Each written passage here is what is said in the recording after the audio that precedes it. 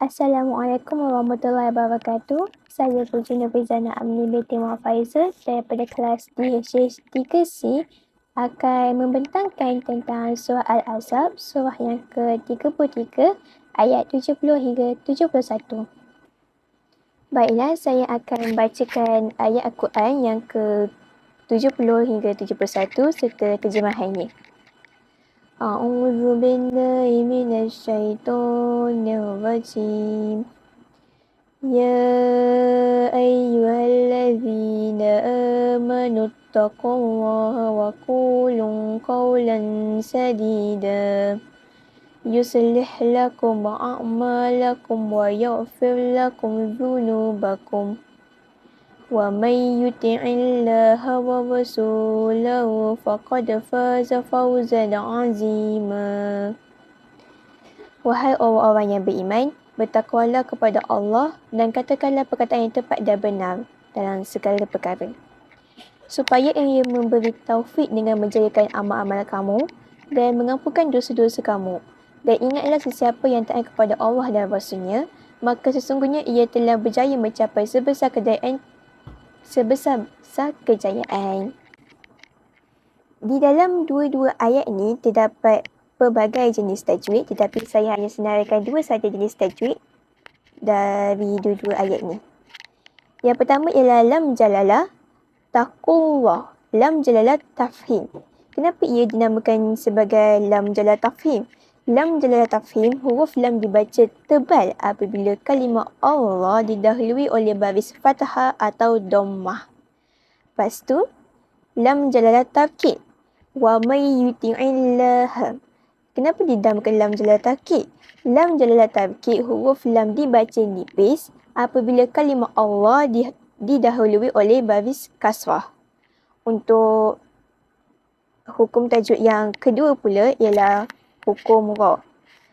Wa rasulahu. Wa tafhim. Wa tafhim dari segi bahasa ialah mendebarkan, manakala dari segi istilah mendebarkan sebutan huruf ra. Kenapa dalam hukum ni kena tebarkan? Sebab sebelum huruf ra tu terdapat baris fathah iaitu baris atas. Untuk yang ayat keempat ni pula, wa yaghfir. Wa yaghfir ni dikategorikan sebagai hukum ra taukid. Ra taukid dari segi bahasa menipiskan, dari segi istilah pula menipiskan sebutan ra. Dari ayat ni kita kena menipiskan sebutan ra kerana sebelum huruf ra tu terdapat huruf berbaris bawah ataupun dinamakan sebagai baris kasrah.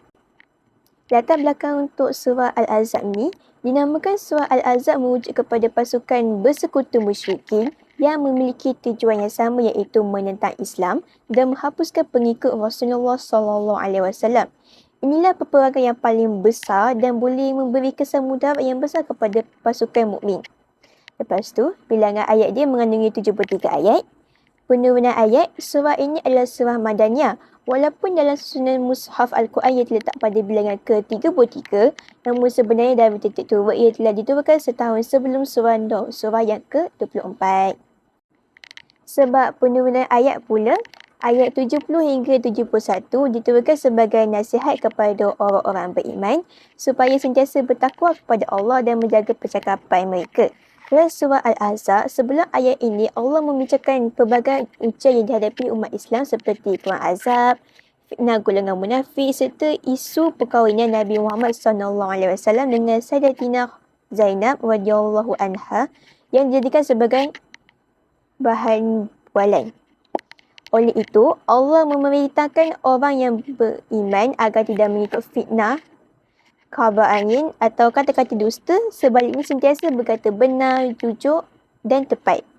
Perintah ini juga bertujuan membentuk masyarakat Islam yang berakhlak mulia dan menghindari perselisihan akibat ucapan yang salah. Baiklah, saya akan memberikan beberapa penerangan, serba-serbi penerangan untuk huraian maksud ayat.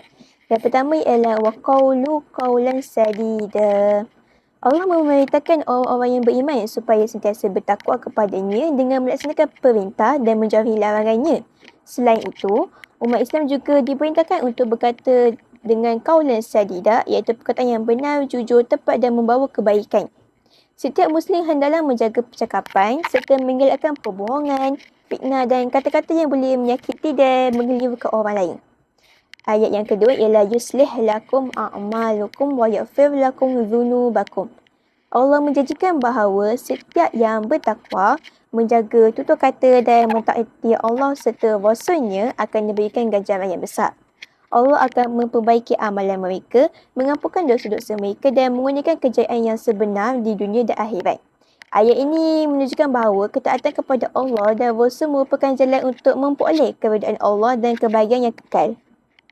Aplikasi dalam kehidupan yang kita boleh lakukan ialah yang pertama, mengamalkan sikap bercakap benar dan jujur dalam setiap keadaan sama ada di rumah, di sekolah, di tempat kerja atau ketika berurusan dengan orang lain.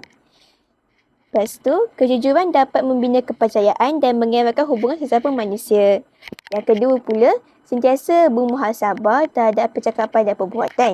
Sebelum bercakap atau bertindak, seseorang mesti perlu berfikir sama ada kata-kata tersebut membawa manfaat atau sebaliknya.